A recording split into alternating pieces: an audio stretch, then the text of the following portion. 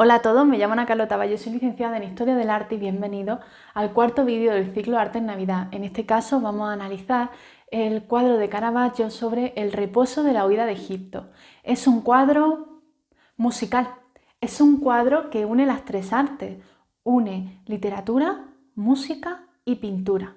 Os va seguro que a encantar. ¿Alguna vez os habéis planteado, oye, cómo suena un cuadro? ¿Qué música, qué canción tenía el artista en la cabeza en el momento de representarlo?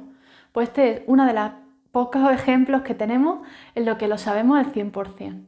Y esto es gracias a que el detalle del dibujo es tan grande que podemos leer las partituras que tiene San José en las manos. Y luego la clave más importante del cuadro, la pregunta más interesante de todas, que realmente nos ayuda a comprenderlo, es ¿para qué necesita un ángel que San José le sostenga las partituras? Si es que es totalmente absurdo. Es que primero, un ángel necesita partitura y luego no puede ayudarse de otro ángel o de un atrio, no puede hacer que la partitura simplemente vuele. ¿Para qué necesita de San José? Bueno, pues esto y muchísimo más vamos a ir entrando y familiarizándonos con el cuadro. Os va a encantar.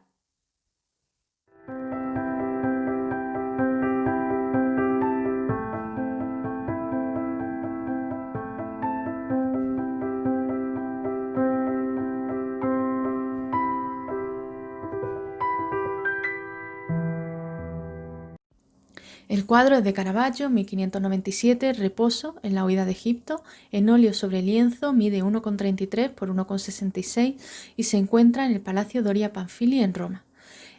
Observamos una escena en la que se encuentra a la izquierda San José y a la Virgen con el niño a la derecha y separando a ambos personajes el ángel. Detrás de San José se encuentra una mula. El paisaje es muy básico, muy pequeñito, que rodea un poco a los personajes. Sí destaca mucho lo que es el naturalismo, es muy importante la luz, fijaros la diferencia de luz entre el que tiene San José con la que tiene la Virgen, y luego muy interesante la diagonal que forman San José con el ángel. Con este cuadro me he metido en un lío bastante grande, es un cuadro muy complejo y además es un cuadro que no se sabe, no se entiende del todo todas las claves. Por un lado no es el típico cuadro de Caravaggio, eso para empezar, y luego que hay muchos teóricos, hay muchos simbolismos, cada uno dice una cosa, otros dicen otra, pero no terminan del todo de ponerse de acuerdo. La idea central, como he dicho al inicio, sí está clara, pero luego hay ramificaciones, en fin. Yo voy a intentar explicaros solo lo más claro, ¿vale? De todo lo que se ha explicado, lo que me parece más obvio y sobre todo más importante para poder entender todo el cuadro.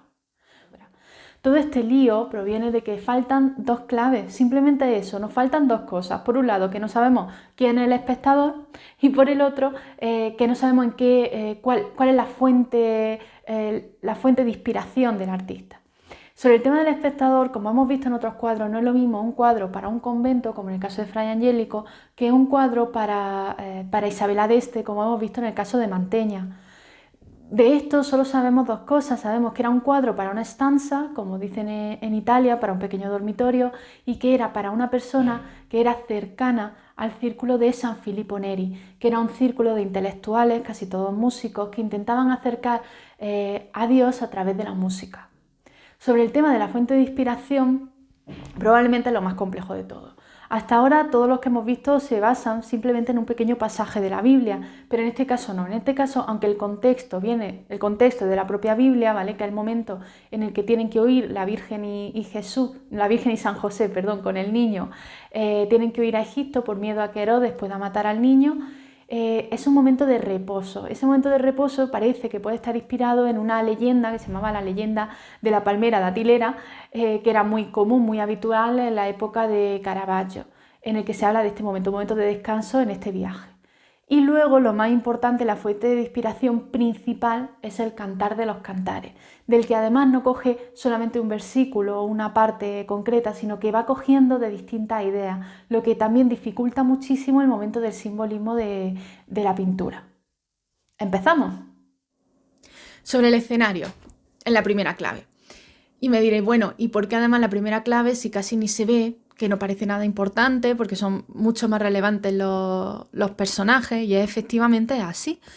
Pero en este caso concreto es que nos da la clave más importante a partir de la cual poder entender el resto del cuadro. Vamos a fijarnos específicamente en el suelo. Vámonos al suelo y encontramos San José, en la parte de abajo es lleno de piedra, es una zona muy árida, mientras que la zona de la Virgen es frondosa, está llena de plantas. Pues parece ser que es una representación de que la Virgen y San José no se encuentran en el mismo sitio. Sí, la Virgen está en el cielo y San José está en la tierra. Y esto cambia totalmente toda la perspectiva del cuadro, porque lo que os he dicho al principio es mentira. El ángel no está dividiendo ambas escenas, el ángel está uniendo. El ángel está uniendo la tierra con el cielo. El ángel es la puerta de entrada al cielo. La segunda clave se encuentra en el ángel, ¿vale? Que además, como veis, es el protagonista de la historia. Vamos a empezar, vamos a ver, ¿qué es un ángel? Un ángel, además lo tienen también muchas culturas y muchas otras religiones, se entiende como un ser sobrenatural.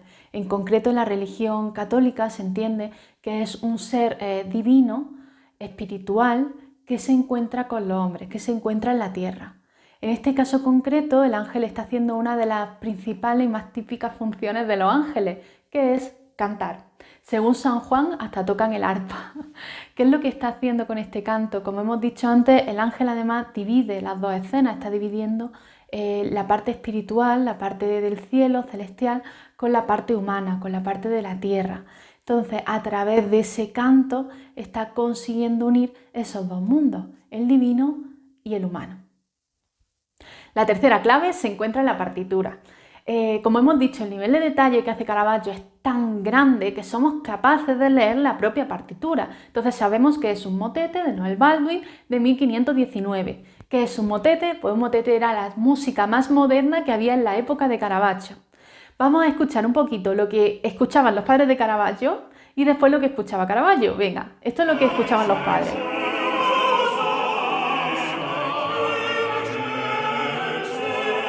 Y esto era lo que escuchaba Caravaggio.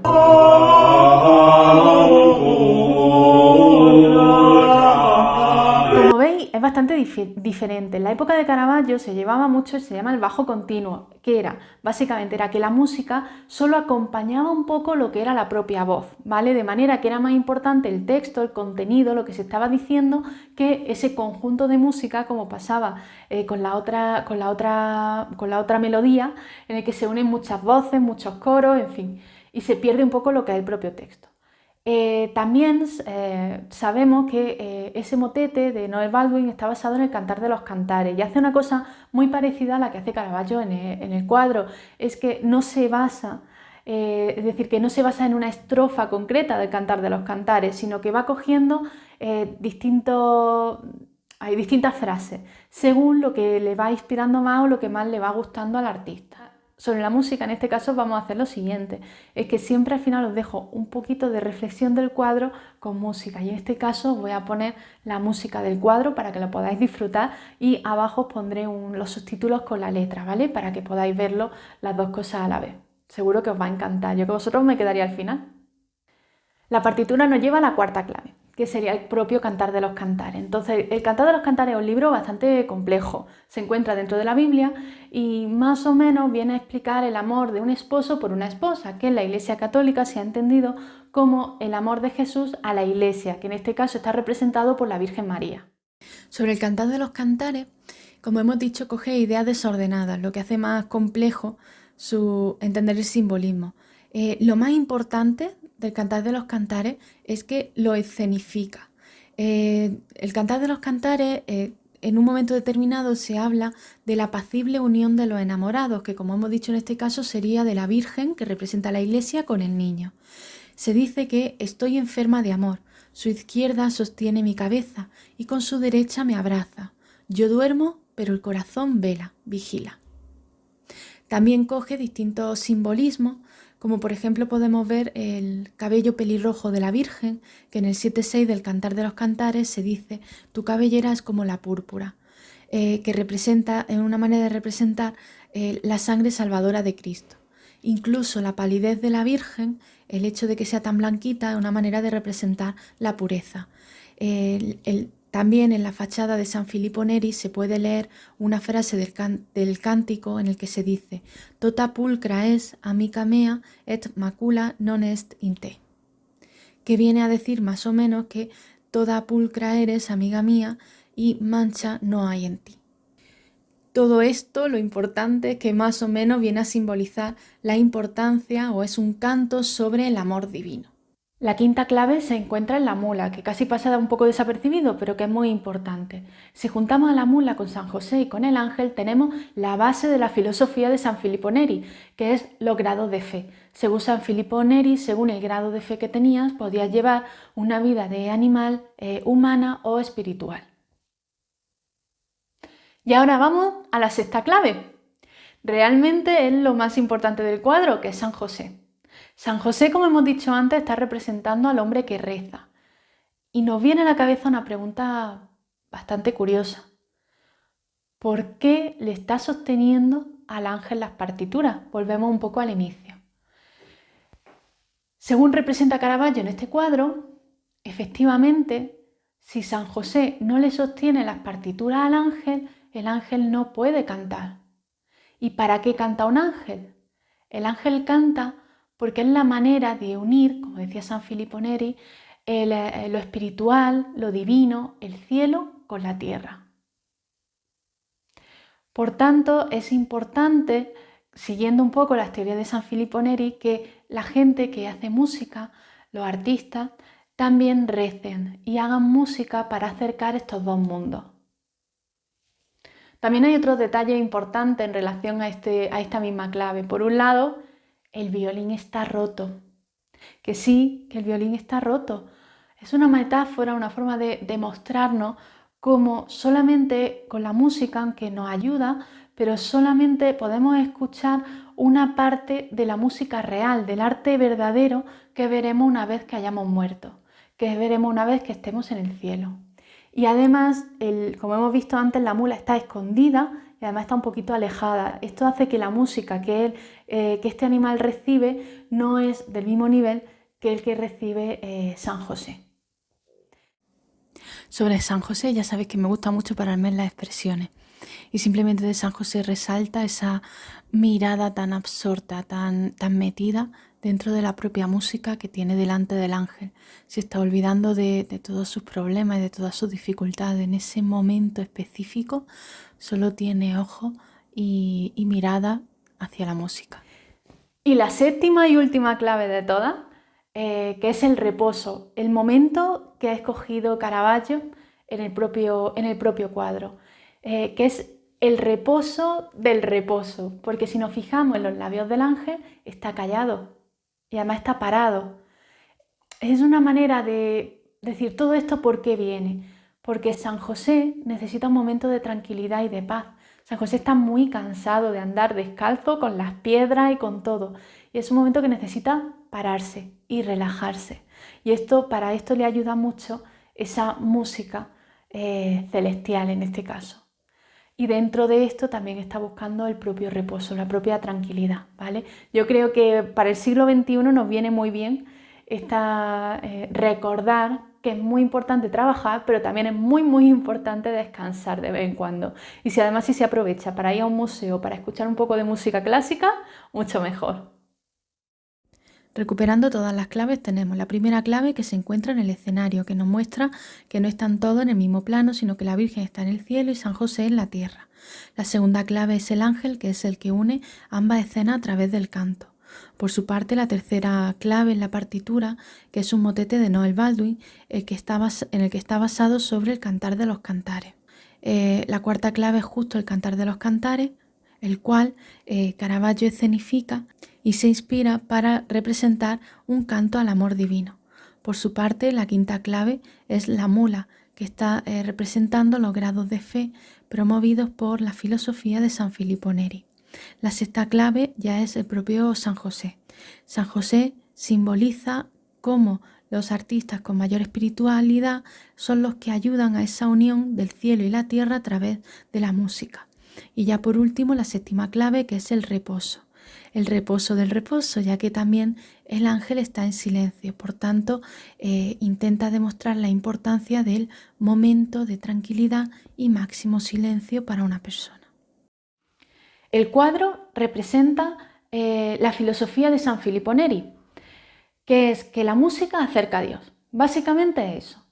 En un momento como San José, en un camino lleno de piedra y sin zapatos y con muchas dificultades, el hecho de poder escuchar un poquito de música nos abre la puerta al cielo. Además, ese momento de gozo es solamente un pequeño ejemplo en relación a lo que realmente viviremos una vez que muramos. Además, también este momento será mayor según el grado de fe de la persona.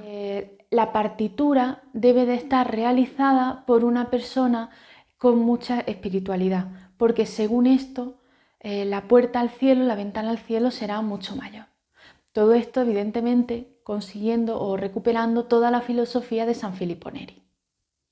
Y toda esta complejidad teológica, muy difícil, se aúna en una pintura alegórica basado principalmente en muchos símbolos que provienen del Cantar de los Cantares y en el que se unen las tres artes: música con el motete de Noel Baldwin, poesía a partir del Cantar de los Cantares y por supuesto la pintura.